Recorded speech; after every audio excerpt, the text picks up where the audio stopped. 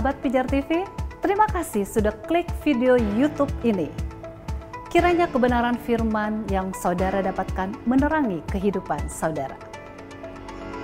Untuk mudah menyaksikan video-video lainnya dan mendapatkan update dengan cepat, klik subscribe. Jangan lupa, berkat Tuhan jangan disimpan sendiri. Klik tombol share di bawah. Dan bagikan video ini ke sebanyak-banyaknya orang yang saudara kenal.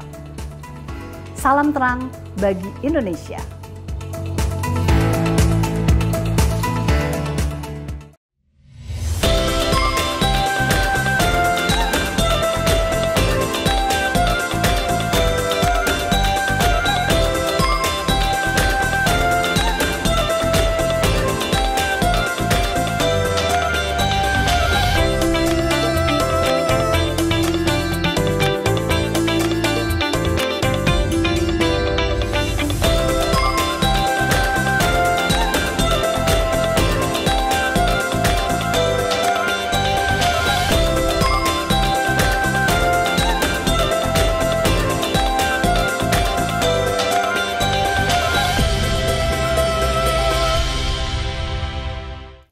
Shalom, salam sejahtera pemirsa Pijar TV dimanapun Anda berada. Senang sekali kita dapat berjumpa kembali dalam program Ku Tahu Yang Kupercaya. Kami bersyukur Anda senantiasa antusias untuk mengikuti program ini episode lepas episode yang ada.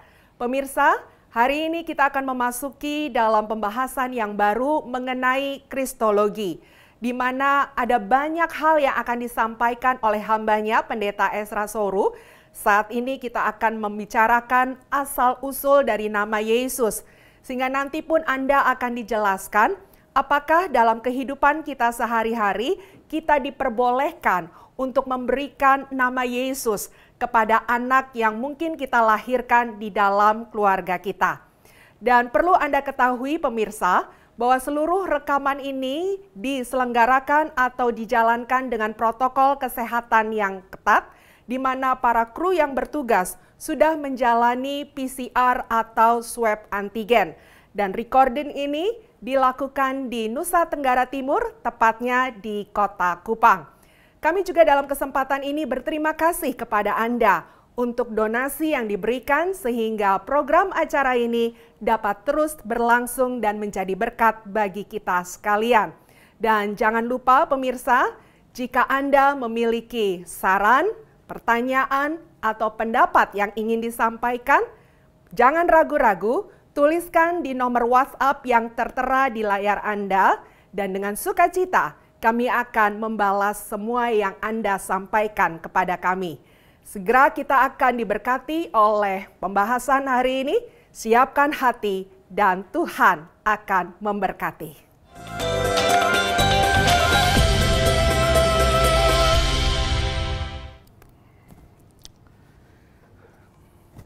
Shalom, salam sejahtera buat seluruh pemirsa Pijar TV di mana saja berada. Kita bersyukur bahwa pada kesempatan ini kami boleh kembali hadir di depan Anda dalam program Ku Tahu Yang Kupercaya. Sebagai informasi bagi saudara-saudara bahwa ini adalah suatu pembahasan yang baru, kita akan belajar seri Kristologi atau Doktrin Kristus selama sekitar 20 episode. Kita membahas banyak hal tentang Yesus Kristus Tuhan kita, dan karenanya kami berharap bahwa semua pemirsa dan terutama pencinta program Ku Tahu Yang Kupercaya dapat mengikuti setiap seri atau episode pembahasan ini yang pasti dapat menambahkan pemahaman tentang Kristus Tuhan kita dengan kita menjadi kuat, kokoh, dan tidak gampang diombang-ambingkan oleh berbagai macam pengajaran yang sesat ataupun juga serangan-serangan terhadap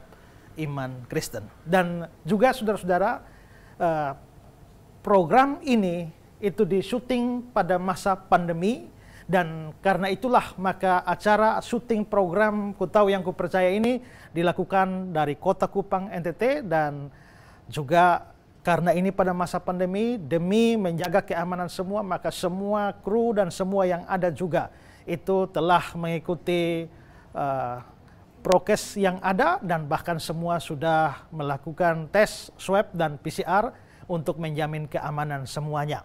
Kami juga menyadari bahwa program ini bisa terjadi tidak terlepas dari dukungan dari saudara-saudara, entah dukungan doa, dukungan moral, dan juga dukungan dana, sehingga program ini bisa terlaksana. Dan program seperti ini membutuhkan pembiayaan yang tidak sedikit, dan karenanya kami juga terbuka kepada setiap saudara yang mau ambil bagian di dalam pelayanan seperti ini, yang berkontribusi di dalam penyebaran firman Tuhan dan Injil untuk lebih banyak orang, supaya melalui Pijar TV ada terang yang diberikan untuk Indonesia. Nah, kalau saudara terpanggil, terbantu itu, saudara dapat memberikan donasi saudara. Ada nomor rekening yang tertera di layar kaca Anda. Silakan memberikan donasi Anda ke sana.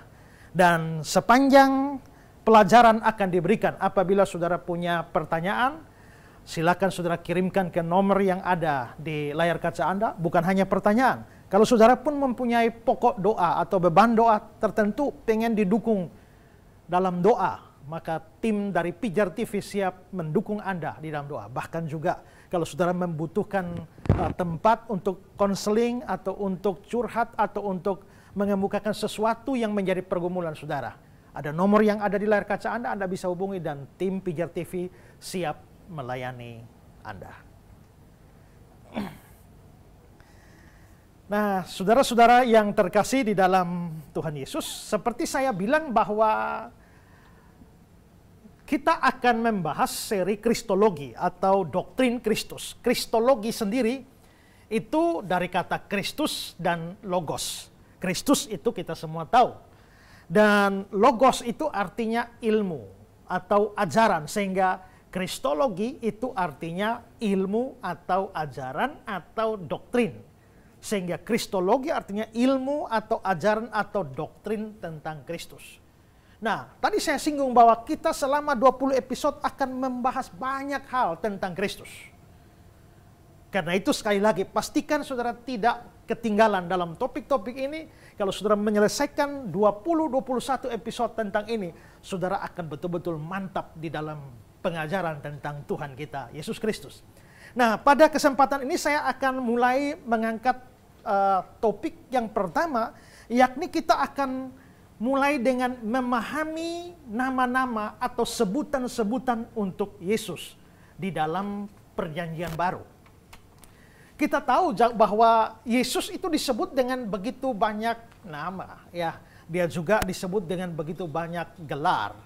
Karena itulah maka penting bagi kita untuk memahami nama-nama atau istilah-istilah gelar-gelar yang diberikan itu.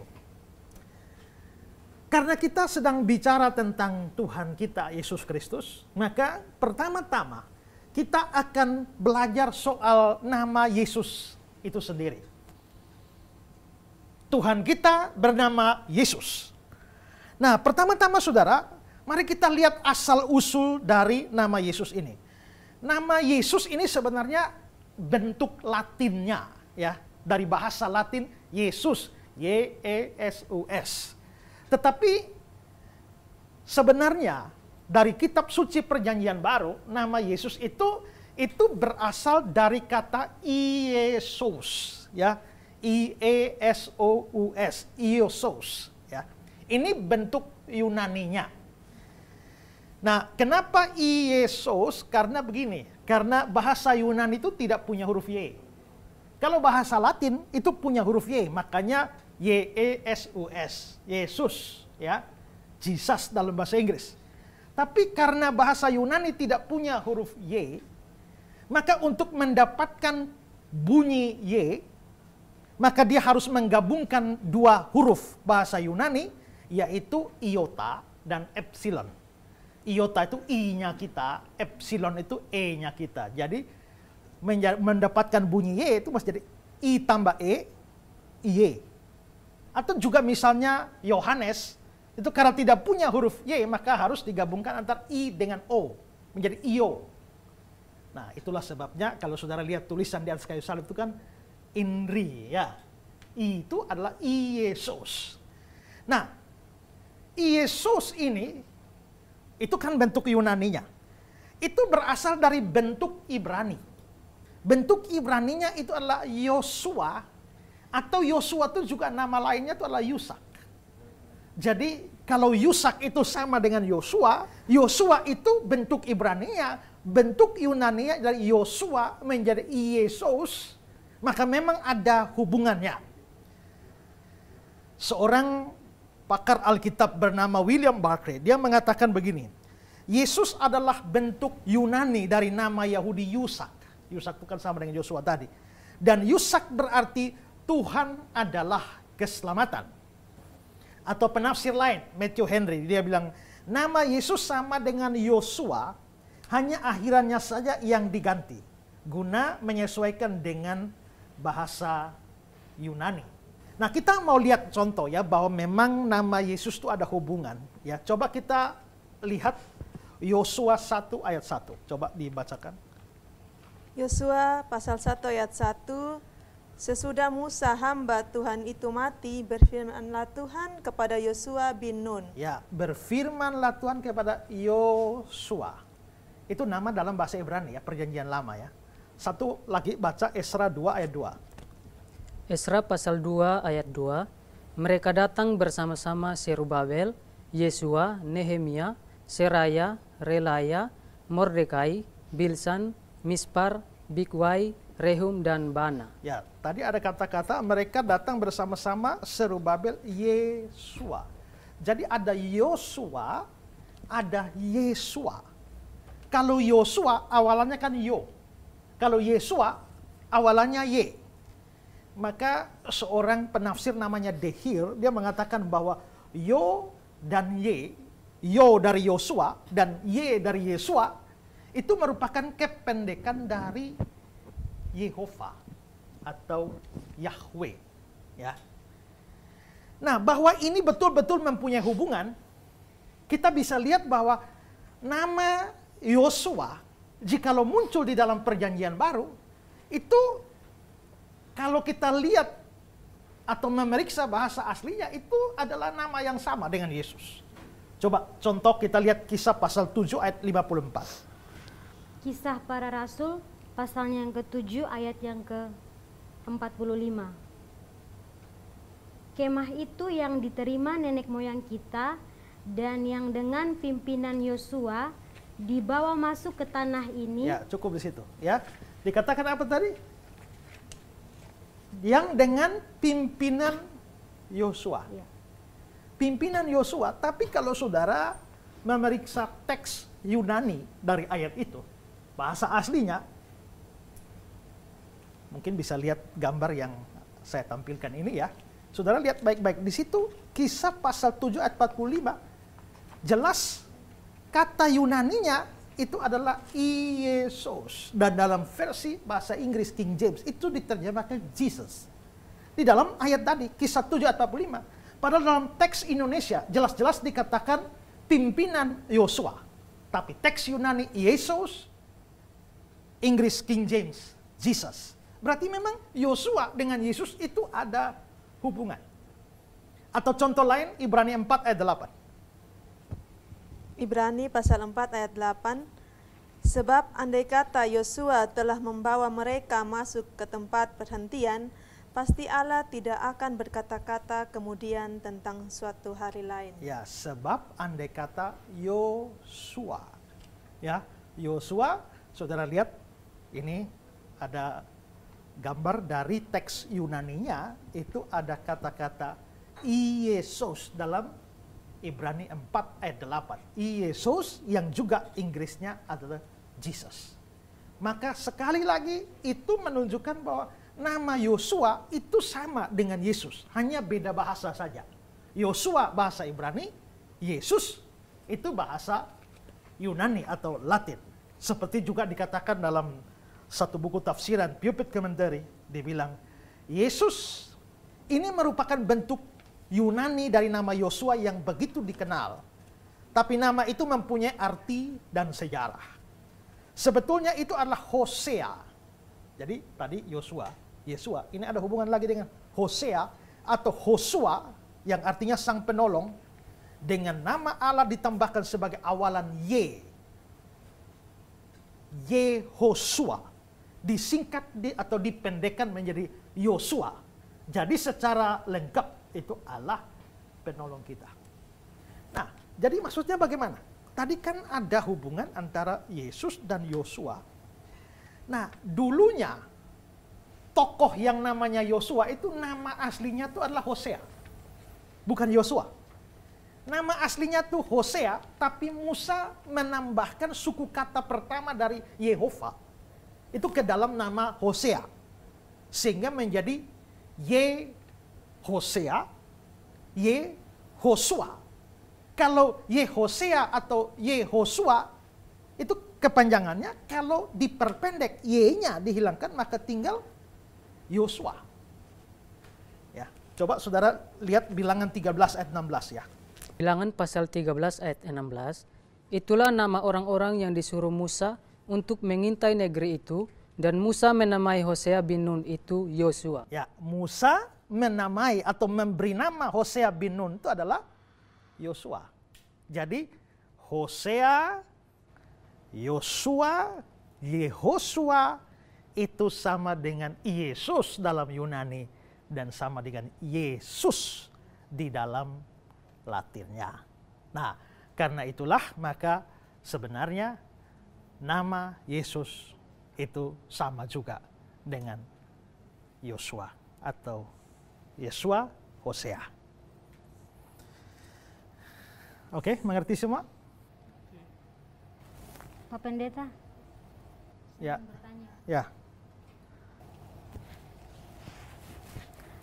Tadi Pak Pendeta telah menjelaskan nama Yesus dalam bahasa Ibrani-nya adalah Yosua. Kalau begitu, apakah kita ketika berdoa misalnya dapat mengatakan dalam nama Yosua, amin? Bisakah seperti itu? Ya, pertanyaan yang menarik.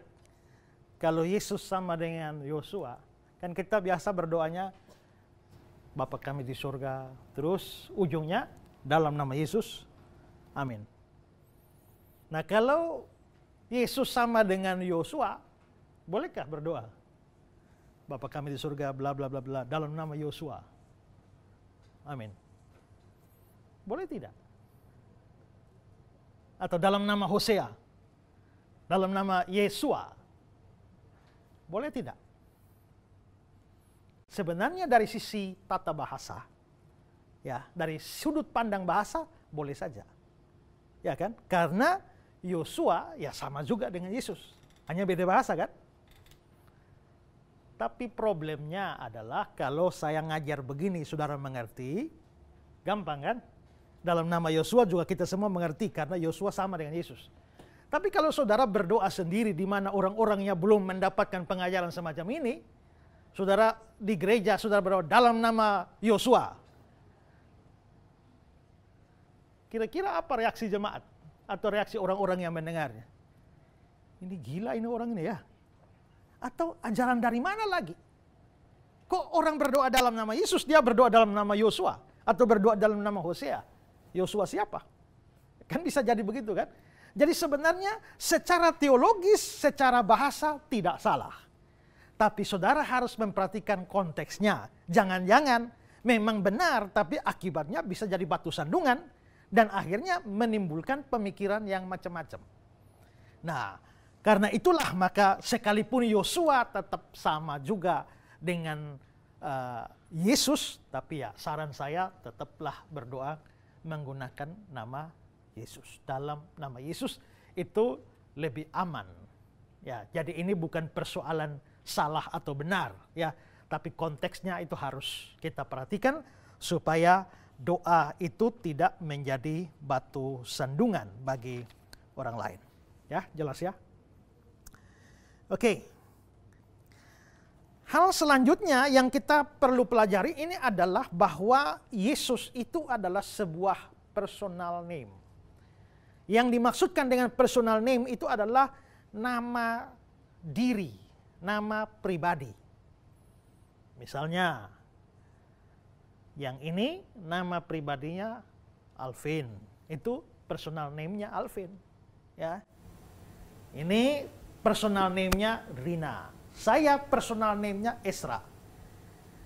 Mengapa ini perlu ditekankan? Karena coba ada orang pernah tanya sama saya, Pak Esra, kita baca di Alkitab bahwa bayi yang dilahirkan waktu Natal itu harus diberi nama Yesus. Tapi di bagian lain dikatakan bahwa engkau harus menamakan dia Immanuel. Lalu ditanya, bayi Natal itu nama Yesus atau nama Immanuel? Apakah dia punya dua nama? Tidak. Karena nama itu ada yang namanya ada yang disebut sebagai personal name, ya, itu nama diri, ada yang merupakan gelar. Kalau saudara lihat di Yesaya 9 ayat 5 itu ya, seorang anak diberikan bagi kita, seorang putra diberikan bagi kita, namanya disebutkan orang penasihat ajaib. Itu bukan berarti kita panggil itu orang penasihat ajaib, ya kan? Bapa yang kekal, Raja Damai, ya. Bukan kita lihat, Raja Damai. Kan tidak. Ya, Allah yang perkasa, Bapa yang kekal, penasihat ajaib, Raja Damai, Immanuel, itu memang nama tapi bukan personal name. Itu gelar. Ya. Tapi kalau kita bicara nama Yesus, nah ini personal name. Bahwa orang itu, bayi Natal itu, atau Tuhan kita itu memang nama dirinya itu adalah Yesus. Nah, nama ini sebenarnya adalah nama yang umum di kalangan orang Yahudi. Ya. Karena itulah maka ada orang lain juga yang nama Yesus. Coba kita lihat contoh di Matius 27 ayat 16. Matius 27 ayat 16. Dan pada waktu itu ada dalam penjara seorang yang terkenal kejahatannya yang bernama Yesus Barabas. Ya, Yesus Barabas ya, berarti Yesus ini penjahat ya. Makanya dalam penjara. Ya. Dia nama Yesus juga. Jadi nama Yesus itu bukan cuma satu orang yang kita tahu. Saya ingat ada pendeta cerita. Pernah satu kali ada orang kerasukan setan. Ya. Lalu biasa kan kalau ada orang kerasukan setan kan diusir dalam nama Yesus. Kami usir kau keluar. Ternyata begitu menghadap orang yang kesurupan dalam nama Yesus, keluar. Setan dalam orang itu tidak keluar, ketawa-ketawa aja. Ya. Dalam nama Yesus, keluar. Ketawa-ketawa aja, tidak lari. Dalam nama Yesus. Rupanya ada seseorang mungkin entah diingatkan oleh Tuhan atau bagaimana, dia sadar lalu bilang, dalam nama Yesus Kristus orang Nazaret, keluar. Langsung lari setannya. Rupanya, ya mungkin diusir tadi dengan Yesus Barabas kah? Atau Yesus yang lain ya. Nah begitu Yesus Kristus orang Nazaret, jelas itu adalah nama Tuhan kita, dan karenanya setan lari. Nah jadi ada orang nama Yesus Barabas, dan ini Yesus penjahat. Contoh lain, Kolose 4 ayat 10-11. Salam kepada kamu dari Aristarkus, temanku sepenjara, dan dari Markus, kemenakan Barnabas. Tentang dia kamu telah menerima pesan. Terimalah dia apabila dia datang kepadamu. Dan dari Yesus yang dinamai Justus. Ya, dari Yesus yang dinamai Justus. Berarti ada Yesus juga, ada Yesus Barabas, ada Yesus yang punya nama lain juga, Justus, Yesus Justus. Berarti kita bisa lihat minimal dari Alkitab ada contoh bahwa ada dua orang lain yang juga bernama Yesus. Itu berarti bahwa memang nama Yesus itu adalah nama yang umum pada masa itu dan dipakai juga oleh orang lain selain Tuhan kita. Saya kira juga di dalam dunia kita sekarang juga kan kita tahu bahwa ada orang juga nama Yesus. Dulu ada seorang petinju namanya Franciscus de Yesus. Ya. Ada pemain bola juga namanya Yesus Navas. Ya. Jadi adalah nama yang umum untuk nama Yesus ini. Oke, paham? Pak Pendeta, saya ingin bertanya. Ya. Kalau memang nama Yesus itu adalah nama yang umum, apakah kita boleh menamai anak kita dengan nama Yesus? Dan kalau boleh, bagaimana dihubungkan dengan hukum Taurat yang mengatakan jangan menyebut nama Tuhan Allahmu dengan sembarangan? Kalau di Alkitab ada contoh Yesus Barabas, memang namanya begitu. Ada nama Yesus Justus. Ya artinya boleh loh. Ya. Karena itu kalau punya anak, ada yang tanya saya, Pak, anak saya persis lahir 25 Desember, pas Natal. Ya, saya kasih nama dia Yesus. Boleh? Ya boleh saja. Sekarang gini, Yesus itu kan sama dengan Yosua kan? Boleh kasih nama anak Yosua? Bukan hanya boleh, sudah banyak kan? Banyak orang luar sana nama Yosua. Nah kalau Yosua itu sama dengan Yesus, ya sudah, kalau Yosua bisa, Yesus juga bisa. Yuk, pernah ketemu orang nama Yudas? Bukan di Alkitab loh. Ada ya, ada ya. Bagaimana tanggapan orang-orang kepada dia? Ya. Mungkin dia menjadi bahan bulian mungkin ya, atau bilang, bapakmu sudah gila kan kasih nama kamu Yudas ini ya. Nah, sangat jarang orang memberi anak nama Yudas kan, karena Yudas itu sudah identik dengan pengkhianat. Padahal di dalam Alkitab itu Yudas ada lebih dari satu, bukan hanya Yudas Iskariot. Bahkan Tuhan Yesus punya murid itu dua yang nama Yudas, satu Yudas Iskariot, satu Yudas bukan Iskariot. Ya, jadi Yudas belum tentu pengkhianat. Hanya karena Yudas yang satu itu Yudas Iskariot. Yudas Iskariot itu artinya Yudas yang berasal dari kampung Keriot. Ya. Nah, karena dia sudah berkhianat, maka dia merusak semua reputasi untuk Yudas itu. Sehingga akhirnya begitu dengar nama Yudas, orang menjadi negatif berpikir. Padahal Yudas belum tentu pengkhianat. Lagi pula, Yudas itu nama Yunaninya. Sedangkan nama Ibraninya itu adalah Yehuda. Jadi Yehuda itu sama dengan Yudas. Pernah tahu orang nama Yehuda? Pernah, dan banyak. Pernah ada orang nama Yudas? Jarang sekali. Padahal ya Yehuda dan Yudas itu ya sama saja. Kalau boleh kasih nama anak Yehuda, ya tidak masalah juga memberi nama anak Yudas. Begitupun juga dengan Yesus. Karena itu boleh saja memberi anak nama Yesus, tapi supaya tidak aneh, ya Yesus saja, tidak usah Yesus Kristus. Ya, karena Kristus mempunyai arti sendiri yang nanti juga akan saya jelaskan. Tapi tadi pertanyaannya adalah, bagaimana hubungan itu dengan hukum jangan menyebut nama Tuhan Allahmu dengan sembarangan? Menurut saya nggak ada hubungan. Kenapa? Karena misalnya Pak Henson diberi nama Yesus, ya. Lalu Alvin memanggil dia Yesus atau Pak Yesus. Pada waktu memanggil dia, apakah itu sementara menggunakan nama Tuhan dengan sembarangan? Tidak. Karena memang Tuhan kita bernama Yesus, tapi nama Yesus itu tidak berarti harus Tuhan. Iya kan? Jadi pada saya panggil Pak Yesus, ya, saya tidak sedang menghujat nama Tuhan. Apalagi waktu menyapa Pak Yesus ini kan bukan sedang dalam rangka menghina. Kalaupun menghina Pak Yesus yang ini, bukan Tuhan.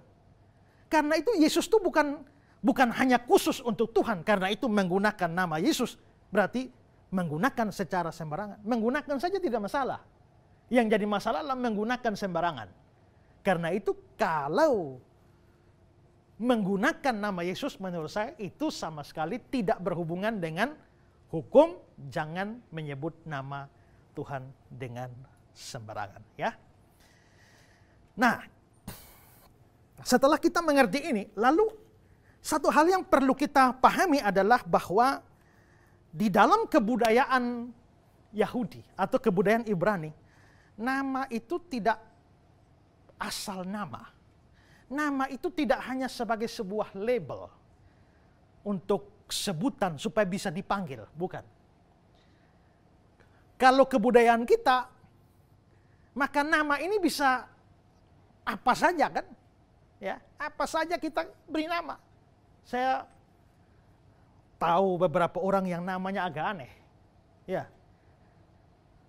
Pernah ada orang yang namanya Oskadon. Kenapa kasih nama Oskadon? Rupanya waktu dia pas mau lahir, bapaknya lagi sakit kepala, kayak apa, beli Oskadon, langsung kasih nama Oskadon. Ya. Ada suku tertentu di Indonesia ini yang namanya agak aneh-aneh. Ya. Tergantung situasi apa yang terjadi pada waktu dia mau lahir. Lalu dikasih nama itu. ada satu orang namanya ikut sesama. Ya. Kenapa ikut sesama? Rupanya ceritanya adalah sebelum dia lahir itu ada pertengkaran antara keluarganya dengan keluarga orang lain. Waktu dia lahir terjadilah perdamaian, lalu anak itu diserahkan ikut orang lain itu. Dan ikutlah di sana, maka namanya disebut ikut sesama. Ya. Saya juga kenal seorang pendeta namanya Tinggal Napas. Ya. Itu ada pendeta namanya Tinggal Napas. Ini kok namanya aneh sekali nih ya. Ceritanya waktu dia lahir itu nyaris mati. Ya, tapi begitu dikorek-korek masih ada napas, tinggal napas sedikit. Akhirnya anak itu dikasih nama Tinggal Napas. Ya. Loh, ini sungguhan ini, betul ada orang nama seperti itu. Tapi saudara, beda dengan orang-orang Ibrani. Nama itu tidak bisa sembarangan diberikan. Nama itu harus menggambarkan orangnya. Nama itu harus menggambarkan pribadi orangnya. Dengan kata lain, saya bisa mengenal Anda hanya dengan nama Anda. Ya. Jadi kalau nama Maksi, itu harus maksimum, harus maksimal, ya kan? Badan besar begini cocok nama Maksi, ya. Tapi kalau badan besar baru nama Mini, ya, itu tidak cocok, ya. Nama itu gambaran diri. Itulah sebabnya di dalam budaya Ibrani kita lihat, kalau orangnya begini dengan nama ini, tahu-tahu orangnya berubah. Kalau orangnya berubah, namanya juga ikut berubah. Ya. Maka kita lihat Abraham, Sarah, Sarai, ya, Yakub menjadi Israel. Kenapa? Karena begitu ada perubahan perilaku, maka nama itu berubah. Maka nama itu gambaran diri. Dengan kata lain, siapa orangnya itu bisa diketahui dari makna namanya. Nah, karena itulah maka ketika bayi Natal itu lahir lalu diberi nama Yesus, itu bukan sembarang nama. Karena nama Yesus itu mempunyai makna yang sangat dalam. Coba lihat Matius 1 ayat 21. Matius pasal 1 ayat 21. Ia akan melahirkan anak laki-laki dan engkau akan menamakan dia Yesus karena dialah yang akan menyelamatkan umatnya dari dosa mereka. Ya, menamakan dia Yesus karena dialah yang akan menyelamatkan umatnya dari dosa. Jadi dia diberi nama Yesus itu bukan hanya memberi nama sembarangan. Dia diberi nama Yesus karena dialah yang akan menyelamatkan umatnya dari dosa. Kata penting di situ adalah menyelamatkan. Karena itu, nama Yesus itu harus berhubungan dengan keselamatan. Itulah sebabnya juga Yesus itu disebut juru selamat. Karena ada hubungan antara keselamatan dengan nama Yesus. Maka karena itu kalau saudara percaya sungguh-sungguh kepada Yesus, pasti diselamatkan. Karena ada hubungan antara Yesus dan keselamatan. Itu juga kalau saudara percaya Yesus, maka haruslah kepercayaan yang melibatkan persoalan keselamatan. Karena ada banyak orang percaya Yesus, tapi bukan urusan dengan keselamatan. Saya percaya Yesus supaya kalau saya sakit dia sembuhkan. Itu berarti percaya Yesus hanya berhubungan dengan kesembuhan. Saya percaya Yesus supaya dia memberkati saya. Itu berarti kepercayaan yang hanya berhubungan dengan masalah berkat. Tapi karena nama Yesus berhubungan dengan keselamatan, saudara harus percaya kepada dia, tapi harus berhubungan dengan keselamatan. Itu berarti bahwa dia tidak boleh hanya dipercaya, oh Yesus saya percaya engkau guru yang baik. Yesus saya percaya engkau pemberi berkat. Yesus saya percaya engkau pelindung. Yesus saya percaya engkau itu adalah pemimpin. Tapi itu tidak memadai. Haruslah percaya, aku percaya engkau juru selamat. Nah, kepercayaan yang berkaitan dengan juru selamat itulah yang dapat menyebabkan keselamatan kekal itu ada pada kita. Ya. Nah, pemirsa di rumah, sementara saya menjelaskan ini, kalau saudara punya pertanyaan, silakan. Jangan ragu-ragu, kirimkan pertanyaan saudara. Ada nomor di layar kaca Anda, silakan kirimkan pertanyaan Anda ke sana. Juga kalau ada pokok doa yang mau didoakan atau mau konseling, ada nomor-nomor di bawah Anda, silakan hubungi. Tim Pijar TV akan dengan setia melayani atau menjawab pertanyaan saudara-saudara. Oke, tadi kita sudah melihat nama Yesus. Sekarang kita akan masuk pada nama atau sebutan yang kedua, yaitu Kristus. Ya, Kristus. Jika nama Yesus itu adalah personal name, nama diri atau nama pribadi, maka Kristus bukan personal name.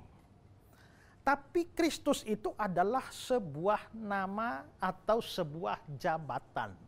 Ya, sebuah jabatan. Sama seperti saya. Esra itu adalah nama diri saya. Tapi pendeta itu bukan nama diri saya. Pendeta itu jabatan saya. Atau saya juga dosen di sekolah teologi. Maka dosen itu bukan nama diri, dosen itu adalah jabatan. Nah, Kristus itu seperti itu. Yesus nama diri, Kristus itu adalah nama atau jabatannya. Jadi Yesus itu mempunyai jabatan dan jabatannya adalah Kristus. Ya, Kristus itu bahasa Latin. Bahasa Yunaninya adalah Kristos. Ya, Kristos. Tadi kan kalau Yesus saya bilang ya, Yesus Latin, Iesus Yunani, Yosua Ibrani. 3 bahasa ya, Latin, Yunani, Ibrani. Kalau yang nama yang kita bahas sekarang itu adalah Latinnya Kristus, Yunaninya Kristos. Ya, sedangkan Ibraninya itu adalah Masiah. Ya, Masiah. Nah, dari Masiah inilah turun kata Mesias. Ya, Mesias. Jadi Mesias itu adalah istilah dalam bahasa Ibrani. Berarti Mesias itu sama dengan Kristus. Sama dengan Kristus. Seperti Yosua sama dengan Yesus, sama dengan Hosea, sama dengan Yesua. Ya, Kristus itu sama juga dengan Mesias. Nah, kalau Mesias atau Masiah dalam Ibrani itu dikasih kata sandang. Ya, tahu kata sandang ya? Dalam bahasa Indonesia misalnya si atau sang. Sang raja. Nah, sang itu adalah kata sandangnya. Sang ratu. Sang itu kata sandangnya. Nah, kata Masiah dalam bahasa Ibrani itu diberikan kata sandang. Dari Masiah kasih kata sandangnya ha. Menjadi ha Masiah. Kalau Ibraninya Yesus itu apa? Yosua. Maka Yesus Kristus itu Yunani. Di Ibraninya Yosua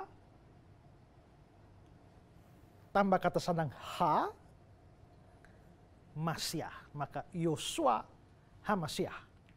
Itu sama dengan Yesus Kristus. Kata Mesias atau Masiah itu berhubungan juga dengan bahasa Arab. Masih. Ya, masih.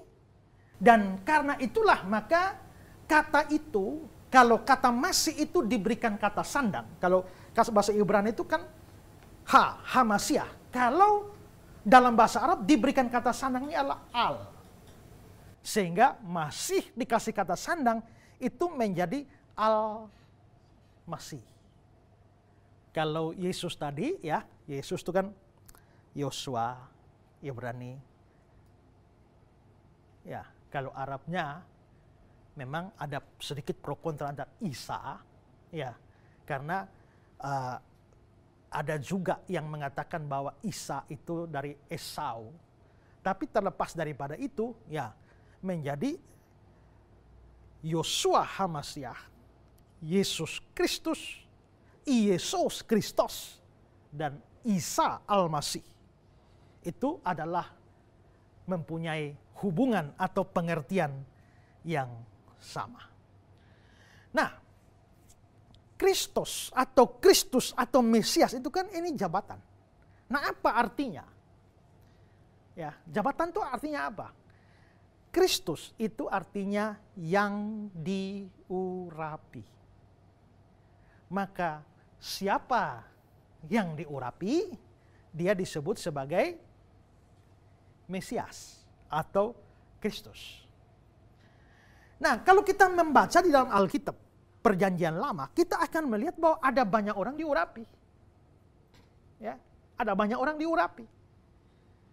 Coba kita lihat contoh ya. Imamat pasal 4 ayat 5. Imamat pasal 4 ayat 5.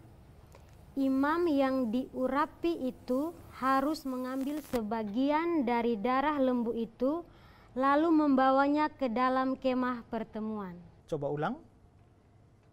Imam yang diurapi itu. Ya, cukup. Imam yang diurapi. Berarti yang diurapi adalah imam. Nah, imam yang diurapi, kata diurapi itu dalam bahasa Ibrani-nya adalah Masiah. Ya, atau Mesias. Kalau kita melihat bahwa Alkitab Perjanjian Lama kita itu ditulis dalam bahasa Ibrani. Alkitab Perjanjian Baru kita itu dalam bahasa Yunani. Tapi Perjanjian Lama yang berbahasa Ibrani ini itu pernah diterjemahkan ke bahasa Yunani. Perjanjian Lama bahasa Ibrani yang diterjemahkan ke Yunani itu namanya Septuaginta. Atau kadang-kadang disebut LXX, Septuaginta. Maka kita bisa membaca teks Perjanjian Lama di dalam bahasa Yunani. Nah, ayat yang tadi dibaca, imam yang diurapi dalam bahasa Ibrani-nya Masiah, ya. Tapi kalau dilihat dalam teks Septuaginta yang menggunakan bahasa Yunani, maka itu adalah Kristus.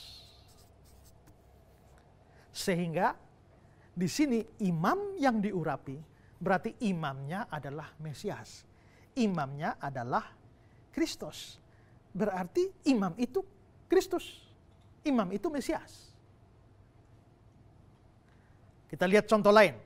1 Samuel 26 ayat 9. 1 Samuel pasal 26 ayat 9. Tetapi kata Daud kepada Abisai, jangan musnahkan dia, sebab siapakah yang dapat menjamah orang yang diurapi Tuhan dan bebas dari hukuman? Siapakah yang dapat menjamah orang yang diurapi Tuhan? Ini yang ngomong nih Daud. Siapa orang yang dimaksudkan Daud sebagai yang diurapi? Konteksnya Saul. Jadi maksudnya Daud katakan pada Abisai, jangan musnahkan Saul. Dia orang yang diurapi Tuhan. Nah, menarik, kata diurapi di situ bahasa Ibraninya Masiah. Dan dalam Septuaginta Kristus. Kristus. Itu berarti Saul itu Kristus. Saul itu Mesias. Ya, Saul itu Mesias. Contoh lain lagi, 2 Samuel 22 ayat 51. 2 Samuel pasal 22 ayat 51. Ia mengaruniakan keselamatan yang besar kepada raja yang diangkatnya dan menunjukkan kasih setia kepada orang yang diurapinya, kepada Daud dan anak cucunya untuk selamanya. Ya, kepada orang yang diurapinya, kepada Daud. Berarti orang yang diurapi ini maksudnya Daud. Orang yang diurapi Masiah. Ibraninya Septuagintanya Kristus. Berarti tadi kita sudah lihat imam itu atau Kristus itu, Kristus atau Mesias itu bisa berlaku bagi imam.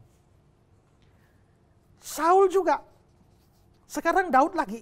Daud juga disebut Kristus, disebut Mesias. Lihat lagi Mazmur 105 ayat 15. Mazmur 105 ayat 15. Jangan mengusik orang-orang yang kuurapi dan jangan berbuat jahat kepada nabi-nabiku. Nah, Jangan mengusik orang yang kuurapi. Siapa orang yang kuurapi itu? Nabi-nabiku. Yang kuurapi lagi-lagi dari Masiah. Yunaninya Kristus. Maka di sini nabi-nabi itu juga Kristus. Tambahlah satu ayat ya. Yesaya 45 ayat 1. Yesaya 45 ayat 1. Beginilah firman Tuhan. Inilah firmanku kepada orang yang kuurapi, kepada Kores yang tangan kanannya kupegang, supaya aku menundukkan bangsa-bangsa di depannya. Ya, cukup di situ ya. Inilah firman kepada orang yang kuurapi kepada Kores. Kores ini siapa? Kores ini bahkan raja kafir. Dia raja bangsa Media Persia, ya, yang menaklukkan Babilonia. Ya, kita tahu bahwa Babel berkuasa di bawah Nebukadnezar, tapi Babel akhirnya hancur, digilas oleh Media Persia, dan yang jadi raja itu adalah Kores. Kores ini dipakai oleh Allah untuk membawa kembali orang Yahudi di pembuangan kembali ke Israel, ke tanah Yehuda. Nah, Kores ini tidak percaya kepada Allah Israel. Tapi Tuhan pakai dia untuk menaklukkan Babilonia dan bawa pulang, suruh pulang orang Israel. Nah, maka dikatakan tadi, inilah firmanku kepada orang yang kuurapi, Masiah. Yunaninya Kristus. Berarti Kores, raja kafir pun, ya, itu bisa disebut Kristus atau Mesias. Dari sini kita menyimpulkan apa? Rupanya kata Mesias atau Kristus itu adalah kata yang umum. Sama seperti nama Yesus tadi, itu nama yang umum. Digunakan juga oleh banyak orang. Begitu juga jabatan Kristus. Jabatan Mesias itu juga jabatan yang umum yang bisa dipakai untuk menyebut banyak orang. Ya, kalau imam, ya orang percaya. Daud orang percaya, nabi-nabi orang percaya. Saul bukan orang percaya. Tidak orang percaya sungguh-sungguh, tapi masih dari kalangan Israel. Tapi Kores bukan orang Israel, bahkan kafir. Tapi bisa disebut sebagai Mesias atau Kristus. Ya. Nah, sekarang saya akan melanjutkan pembahasan ini dengan mengajak kita melihat perkembangan konsep Kristus atau konsep mesianik ini di kalangan orang Yahudi. Bertolak dari sini, nama Kristus atau Mesias itu nama yang umum. Tapi saudara, rupa-rupanya dalam perkembangan selanjutnya, ya, itu memunculkan suatu janji pada orang-orang Israel tentang kemunculan seorang Mesias tertentu. Ya, walaupun ini umum, tapi lama-lama mengerucut. Kalau saudara pelajari perkembangan kata, saudara akan tahu bahwa kata-kata itu bisa mengalami perkembangan dari luas menjadi sempit, sempit menjadi luas. Natal itu apa? Hari Natal itu hari apa? Lahir Yesus Kristus. Ya? Hari lahir Yesus Kristus. Hari? Apa? Hari Natal itu hari apa? Kelahiran Yesus Kristus. Hari kelahiran Yesus Kristus. Yesus Kristus. Tapi Natal itu sendiri itu bahasa Latin. Natal sendiri itu artinya hari lahir. Lahir. Semua hari lahir itu Natal. Lahir tanggal berapa? 7 Februari. 7 Februari. Maka Natalmu 7 Februari. Kamu punya Natal. Natalmu 7 Februari. Ya. Lahir tanggal berapa? 1 Maret. Natalnya 1 Maret. Masing-masing punya Natal. Saya juga punya Natal 6 Mei. Maka semua orang punya Natal. Jadi kalau dikatakan, wah ini hari-hari Natal. Berarti saudara, dari 1 Januari sampai 31 Desember itu selalu Natal kan? Karena tanggal 1 Januari si A Natal. Ya. Tanggal 2 Januari si B Natal. Ya, tanggal 5 Oktober si ini Natal. Semua tanggal itu jadi Natal. Maka Natal itu umum untuk semua orang. Tapi lama-lama kata Natal itu mengerucut menjadi kecil dan hanya untuk Yesus Kristus. Makanya hari ini kita bilang, wah, Natal telah tiba. Padahal Natal tiba tiap hari kan, untuk semua orang. Kalau Ibu Rina ulang tahun tidak pernah bikin undangan, hadirilah perayaan Natal, tidak kan? Ya kan? Maksudnya hadirilah perayaan Natal Ibu Rina, tidak kan? Tapi kalau hadiri perayaan Natal orang sudah tahu itu Yesus Kristus. Berarti ini maknanya luas, tahu-tahu jadi sempit. Ya, tapi ada kebalikannya. Ada yang sempit menjadi luas. Di NTT khususnya, itu ada banyak suku. Ya, maka biarpun sama-sama NTT sukunya bisa beda. Saya suku Rote. Ya, ini suku Sabu. Sabu juga. Ada orang Alor, ada orang Flores, ada orang Timor. Ya.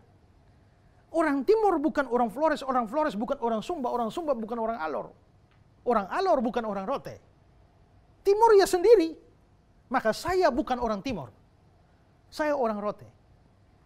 Tapi pada waktu saya kuliah di Malang dulu, lalu diadakanlah acara Natal orang Timor. Maka kumpul semua di sana, Flores, Sumba, Alor, ya. Dari segala macam pelosok NTT sampai Ambon, Papua juga semua ikut, kita orang Timor. Berarti ternyata Timor sudah mengalami perkembangan makna. Di sini Timor hanya merujuk kepada satu suku tertentu, maka saya bukan orang Timor. Tapi begitu sampai di sana, Timor itu sudah luas sehingga Sumba masuk, Alor masuk, Rote masuk, Sabu masuk, maka saya itu Timor. Ya. Jadi, apakah Pak Esra orang Timor atau bukan? Tergantung Anda bertanya kepada saya di mana. Ya kan? Kalau Anda bertanya di sini, saya bukan orang Timor. Anda bertanya di sana, saya jadi orang Timor. Tergantung konteks. Jadi kita bisa lihat bahwa ada kata yang dulunya sempit seperti Natal, dulunya luas seperti Natal, lalu menjadi sempit hanya untuk Yesus. Tapi ada kata yang dulunya sempit, sebelumnya sempit seperti Timor tadi, menjadi luas. Nah, begitu juga dengan Kristus. Kristus itu kata yang mempunyai makna luas karena siapapun atau ada banyak orang, asal dia diurapi, ya, dia adalah Kristus. Tapi lama-lama kata ini mengalami penyempitan makna. Mengapa mengalami penyempitan makna? Karena mulai ada janji-janji kepada orang Israel. Imam itu Kristus. Daud itu Kristus. Saul itu Kristus. Nabi-nabi itu Kristus. Orang kafir seperti Kores juga Kristus. Tapi ternyata dalam perkembangan orang Israel ada janji Tuhan tentang seorang Kristus, seorang Mesias. Jadi itu Kristus tunggal, Kristus atau Mesias tunggal yang tidak bisa merujuk kepada semua orang. Coba kita melihat Daniel 9 ayat 25. Daniel pasal 9 ayat 25. Maka ketahuilah dan pahamilah dari saat firman itu keluar, yakni bahwa Yerusalem akan dipulihkan dan dibangun kembali sampai pada kedatangan seorang yang diurapi, seorang raja, ada 7 kali 7 masa Ya, dan cukup. Sampai pada kedatangan seorang yang diurapi. seorang yang diurapi. Jadi di sini diurapi tapi seorang. Dalam versi King James itu diberikan kata sana the Messiah. Jadi sampai kedatangan Sang Mesias, Sang Kristus. Kalau dalam Alkitab terjemahan lama dibilang membangunkan pula Yerusalem sampai kepada Al-Masih. Ya. Nah, the Messiah atau Sang Kristus dalam kitab Daniel itu Mesias tunggal. Kristus tunggal. Dan ini masih bisa dilihat dalam banyak teks Alkitab. Saudara bisa baca sendiri di rumah. Dari Yesaya pasal 26 sampai pasal 29, juga pasal 40. Dari Yeskiel pasal 40 sampai pasal 48, di Daniel pasal 12, di Yoel 2 ayat 28 sampai pasal 3 sampai 21. Semua bicara tentang Kristus tunggal atau Mesias tunggal. Nah, maka sekarang orang Yahudi, sejak saat itu orang Yahudi tidak lagi berpikir soal Kristus yang banyak itu atau Mesias yang banyak itu. Tapi pikiran mereka mulai mengerucut kepada satu Kristus, satu Mesias. Dan dalam ayat Daniel tadi, itu kan sifatnya sebuah janji, ya, sebuah janji, ya. Maka ketahuilah dan pahamilah dari saat firman itu keluar, yakni Yerusalem akan dipulihkan dan dibangun kembali sampai pada kedatangan Mesias, sampai pada kedatangan Kristus. Nah, maka karena ada janji itu, maka orang Yahudi, orang Israel mulai menantikan datangnya seorang Mesias, seorang Kristus. Penantian atau pengharapan akan datangnya seorang Kristus itu disebut pengharapan mesianik. Ya, ada pengharapan mesianik yang tumbuh di dalam setiap orang Yahudi. Dengan kata lain, itu menjadi satu pengharapan yang umum satu bangsa. Seluruh bangsa menanti-nantikan datangnya Mesias itu. Mesias tunggal, Kristus tunggal itu. Ya. Konsep itu begitu kuat, pengharapan itu begitu kuat, sampai-sampai Raja Herodes pun tahu. Ya. Coba lihat Matius 2, 3 dan 4. Injil Matius pasal 2 ayat 3 dan 4. Ketika Raja Herodes mendengar hal itu, terkejutlah ia beserta seluruh Yerusalem. Maka dikumpulkannya semua imam kepala dan ahli Taurat bangsa Yahudi, lalu dimintanya keterangan dari mereka di mana Mesias akan dilahirkan. Ini Raja Herodes juga tahu ya. Begitu dia dapat kabar bahwa wah, orang Majus lagi cari raja yang baru lahir, dia langsung pikir ini jangan-jangan Mesias. Lalu dia kumpulkan semua ahli Taurat, tanya di mana Mesias akan dilahirkan. Ya, berarti konsep atau pengharapan mesianik itu juga diketahui oleh Raja Herodes. Pengharapan ini juga ada di kalangan orang Samaria. Kenapa Samaria ini perlu ditekankan? Karena sebenarnya antara orang Yahudi dan orang Samaria itu ada konflik panjang. Ya, sudah dari zaman Perjanjian Lama. Itulah sebabnya mereka berpisah dan bermusuhan. Orang Yahudi tidak mau terima orang Samaria tidak mau terima orang Yahudi. Makanya tempat ibadah pun pisah. Orang Yahudi pusatnya di Yerusalem, orang Samaria itu di Nablus. Ya, orang Yahudi di Yerusalem di Bukit Sion. Orang Samaria itu di Bukit Gerizim. Ya. Lalu orang Yahudi itu punya kitab suci ya Perjanjian Lama kita ini.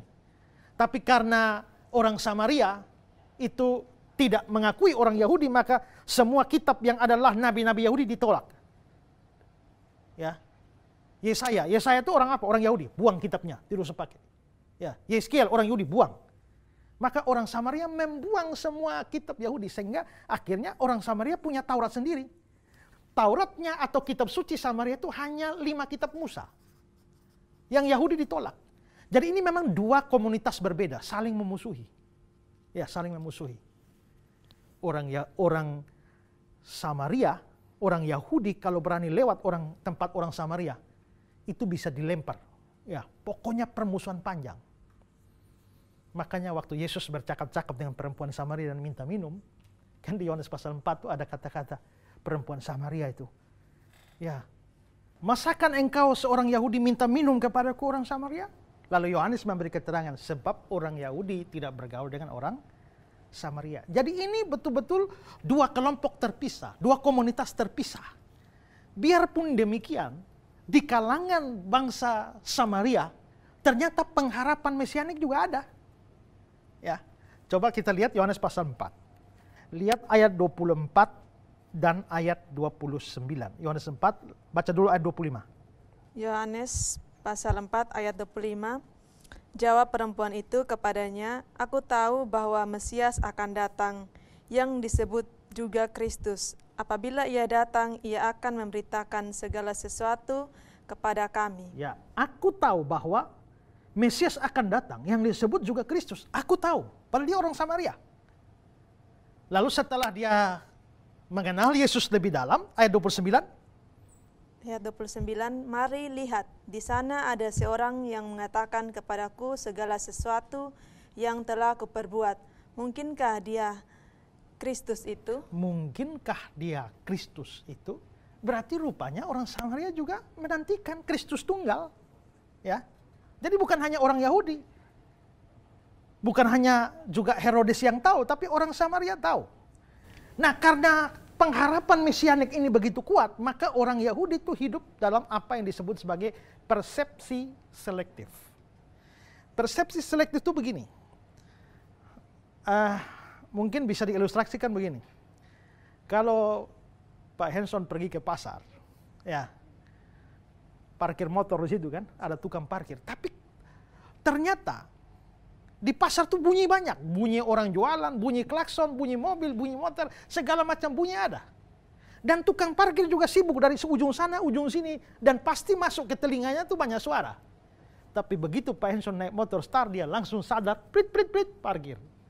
Ya, kenapa bisa begitu? Rupanya ada banyak suara masuk ke telinganya, tapi dia seleksi suara yang masuk. Suara yang masuk, suara motor, itu segera. Karena apa? Itu uang parkir harus masuk. Nah, itu namanya persepsi selektif.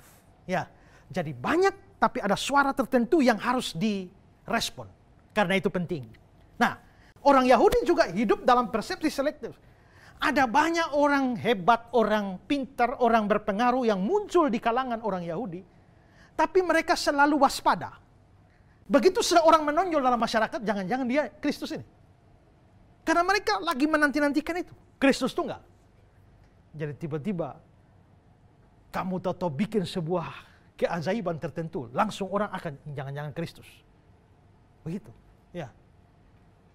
Tahu-tahu ini bikin orang sembuh, wah jangan-jangan ini Kristus. Ya. Ini tahu-tahu bikin keajaiban, jangan-jangan ini Kristus. Jadi mereka hidup dalam persepsi selektif seperti itu. Semua orang hebat, semua orang menonjol dalam masyarakat itu dicurigai sebagai Kristus. Ya, kita lihat contoh. Yohanes Pembaptis kan? Yohanes Pembaptis kan tahu-tahu menonjol. Dia berkhotbah, banyak orang datang kepada dia, dibaptis. Ini menonjol, maka mereka mulai curiga nih. Kok ada orang seperti Yohanes ini yang menonjol ya? Coba lihat Lukas 3 ayat 15. Lukas pasal 3 ayat 15. Tetapi karena orang banyak sedang menanti dan berharap, dan semuanya bertanya dalam hatinya tentang Yohanes, kalau ia adalah Mesias. Mereka bertanya dalam hati tentang Yohanes, kalau dia Mesias, kok dia bisa baptis banyak orang, dia bisa berkhotbah, bertobatlah, kerajaan Allah sudah dekat. Ya, begitu banyak orang datang kepada dia, jangan-jangan ini Mesias ini, jangan-jangan Kristus. Kita bandingkan dengan Yohanes 1, 19-20. Yohanes 1 ayat 19 dan 20. Dan inilah kesaksian Yohanes ketika orang Yahudi dari Yerusalem mengutus beberapa imam dan orang-orang Lewi kepadanya untuk menanyakan dia, "Siapakah engkau?" Ia mengaku dan tidak berdusta, katanya, "Aku bukan Mesias." Ya, ini diutus ini. Orang Yahudi dari Yerusalem mengutus imam dan orang-orang Lewi. Tanya sama Yohanes, "Siapa engkau?" Karena mereka sudah curiga, ini Mesias, ini Kristus. Ya, tapi Yohanes mengaku, "Aku bukan Mesias." Lihat Yohanes 3:28. Yohanes 3 ayat 28, "Kamu sendiri dapat memberi kesaksian bahwa aku telah berkata, aku bukan Mesias, tetapi aku diutus untuk mendahuluinya." Kenapa Yohanes selalu berkata, "Aku bukan Mesias, aku bukan Mesias"? Karena banyak orang sudah anggap dia Mesias. Ya, untungnya Yohanes tidak mengaku Mesias ya. Karena semua sudah curiga dia Mesias. Ya, lalu mereka bertanya, "Engkaukah Mesias?" Lalu Yohanes bilang, "Engkau sendiri mengatakannya." Kalau Yohanes sampai mengatakan begitu, sudah, dia pasti jadi Mesias, diangkat jadi Mesias, diarak-arak jadi Mesias. Ya. Tapi untungnya Yohanes tahu diri, dia bukan Mesias. Nah, Seperti itu kira-kira pengharapan mereka. Hidup mereka tuh hanya menantikan Mesias itu. Ya. Bahkan ada orang yang seluruh hidupnya yang penting itu lihat Mesias. Contoh orang seperti ini adalah Simeon. Ya. Coba Lukas 2, 25-26. Lukas pasal 2 ayat 25 sampai 26. Adalah di Yerusalem seorang bernama Simeon. Ia seorang yang benar dan saleh yang menantikan penghiburan bagi Israel. Roh Kudus adalah di atasnya dan kepadanya telah dinyatakan oleh Roh Kudus bahwa ia tidak akan mati sebelum ia melihat Mesias, yaitu Dia yang diurapi Tuhan. Ya, jadi dia sudah tua. Dia menantikan Mesias. Lalu lihat ayat 28 sampai 32, Lukas 2. Lukas 2 ayat 28 sampai 32. Ia menyambut anak itu dan... Iya, di sini adalah Simeon ya, sambungan tadi. Terus ulang.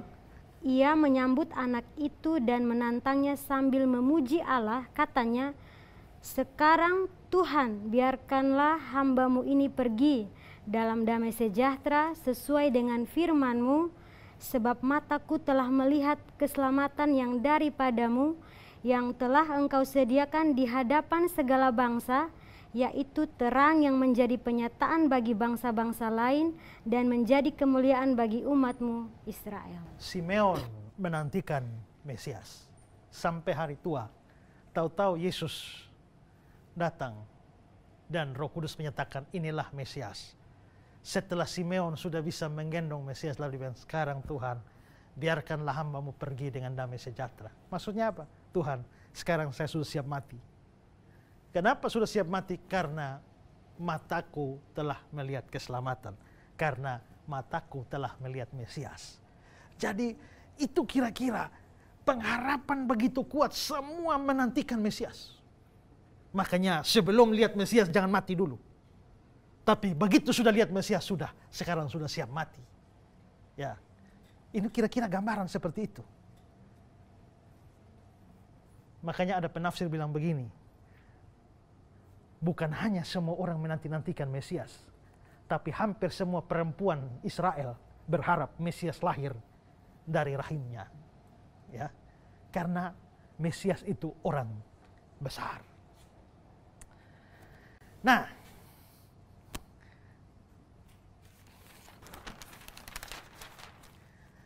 sekalipun semua orang Israel atau semua orang Yahudi menantikan datangnya Mesias atau Kristus, tapi Mesias yang datang atau Kristus yang datang itu seperti apa? Ya, ternyata mereka punya gambaran atau konsep yang beda-beda. Ya, konsep yang beda-beda. Maksudnya Mesias atau Kristus itu seperti apa tuh? Maksudnya adalah siapa dia, identitas pribadinya, apa yang akan dia buat, atau karya-karyanya, pekerjaan-pekerjaannya apa saja. Atau dengan kata lain begini, kalau Mesias itu akan datang, maka dia akan begini. Dia akan begini, atau dia akan begini. Yang lain bilang kalau Mesias datang dia pasti bikin ini. Mesias datang dia pasti bikin ini. Mesias datang dia pasti bikin ini. Ada yang berpegang pada ini. Berarti konsep mereka tentang Mesias, konsep mereka tentang siapa Mesias dan karya-karyanya itu tidak sama. Ya, itu tidak sama. Karena itulah maka kita bisa melihat ternyata ada banyak pemikiran-pemikiran atau konsep-konsep Kristus yang berbeda. Contoh ketidakjelasan identitas ini terlihat dari reaksi mereka ketika Yesus mengajukan pertanyaan soal Mesias. Coba mari lihat Matius 22, 41 sampai 46. Matius pasal 22 ayat 41 sampai 46. Ketika orang-orang Farisi sedang berkumpul, Yesus bertanya kepada mereka, katanya, "Apakah pendapatmu tentang Mesias? Anak siapakah dia?" Kata mereka kepadanya, "Anak Daud." Katanya kepada mereka, "Jika demikian, bagaimanakah Daud, oleh pimpinan roh dapat menyebut dia tuannya ketika ia berkata, Tuhan telah berfirman kepada Tuanku, duduklah di sebelah kananku, sampai musuh-musuhmu kutaruh di bawah kakimu. Jadi jika Daud menyebut dia tuannya, bagaimana mungkin ia anaknya pula? Tidak ada seorang pun yang dapat menjawabnya, dan sejak hari itu tidak ada seorang pun juga yang berani menanyakan sesuatu kepadanya. Perhatikan, ini berkaitan dengan tokoh Daud. Mesias dikenal sebagai anak Daud atau keturunan Daud. Tapi Daud sendiri pernah ngomong soal Mesias, bilang tuanku. Jadi Mesias itu anak Daud, tapi Mesias juga tuannya Daud. Maka Yesus nanya, Mesias itu anak siapa? Mereka dengan mantap, anak Daud. Lalu Yesus tanya, kalau Mesias anak Daud, kenapa Daud sendiri ngomong Tuan? Bingunglah mereka. Gak ada yang bisa jawab. Yesus pergi. Nah, ini berarti Mesias itu siapa? Itu membingungkan mereka. Kalau Mesias itu anak Daud, kenapa Daud menyebutnya dia Tuan? Kalau Mesias itu tuannya Daud, kenapa dia jadi anaknya pula? Yesus biarkan mereka bingung, dia jalan. Ya. Nah, itu menunjukkan bahwa memang konsep mereka tidak cukup jelas tentang Mesias ini. Ya. Konsep tidak cukup jelas tentang Mesias ini. Terima kasih untuk saudara yang sudah menyaksikan program ini, dan kami tetap berharap bahwa saudara dapat terus mengikuti program atau episode-episode dari seri Kristologi ini dalam episode-episode selanjutnya. Dan seperti saya sampaikan tadi bahwa program kali ini, episode-episode kali ini, Kristologi ini, kita melakukan acara syutingnya pada masa pandemi, dan itu dilakukan di Kota Kupang, Nusa Tenggara Timur.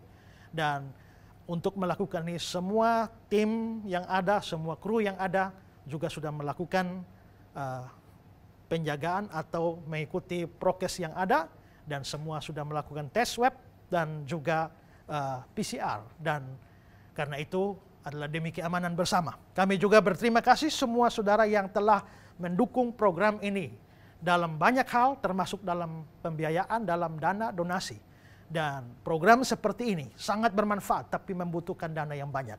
Kami beri kesempatan kepada saudara-saudara yang mau ambil bagian dalam pekerjaan Tuhan yang besar, membuat berita firman Tuhan ini sampai menjangkau kepada banyak orang. Saudara boleh melibatkan diri dengan berdonasi, dan ada nomor rekening di layar kaca Anda. Anda boleh mengirimkan donasi ke sana, dan kami pastikan itu dapat dipergunakan untuk kemuliaan kerajaan Tuhan. Tuhan memberkati saudara. Sampai jumpa pada episode-episode yang akan datang. Tuhan berkati.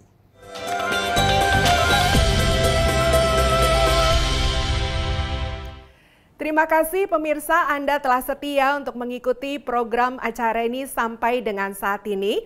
Tentunya sudah banyak hal yang Anda dapatkan yang menguatkan dan meneguhkan iman kita karena kita belajar tentang Kristus di dalam program acara ini.